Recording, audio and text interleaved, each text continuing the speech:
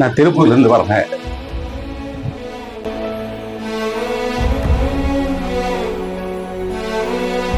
இன்ப குடியின் மூலியமா எனக்கு அங்க கிடைக்காத இன்பம் இங்க கிடைச்சிட்டு இருக்குது.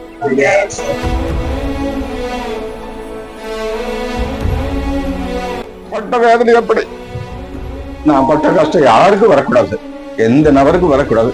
அவங்கள நிம்மதியா இருக்கணும்.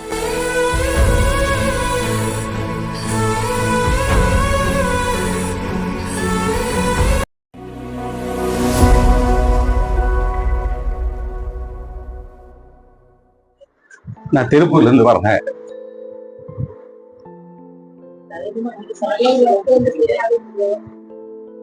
நான் டிரான்ஸ்போர்ட்ல டிரைவரா இருந்தேன். 33 வருஷம் டிரைவரா இருந்து ரிட்டையர்ட் ஆனேன்.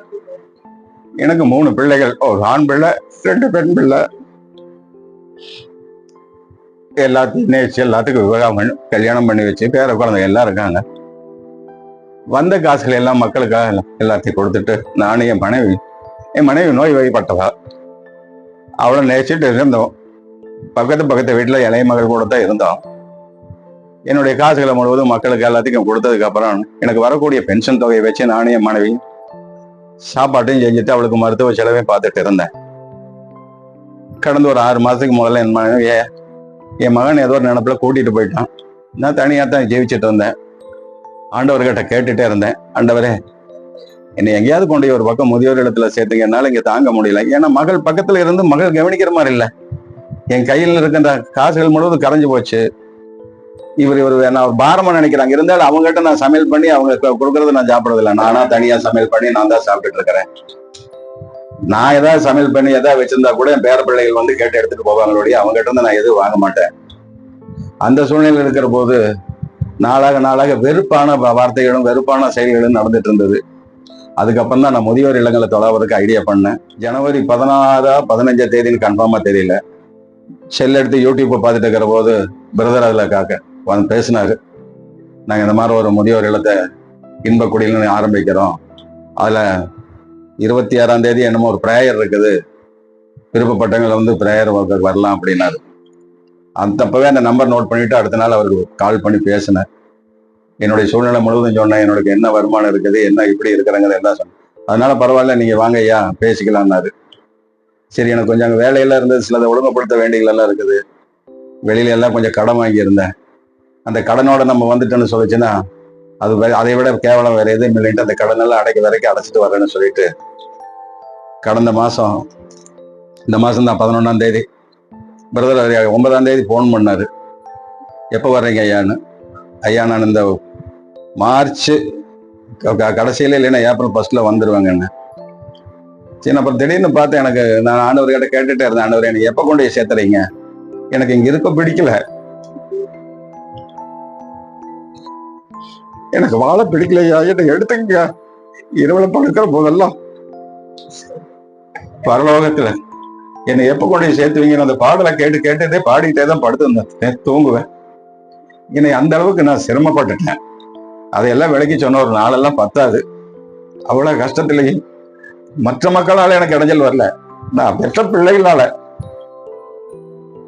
நேசிக்கிற கால் இல்லாத அழாது மாதிரி இருந்த அந்த நிமித்தம் நான் பிரதருக்கு போன் பண்ணி சொல்லிட்டு நைட்டை கிளம்பி காலையில வந்து போன் பண்ணி கேட்டுட்டு இங்க வந்தேன்.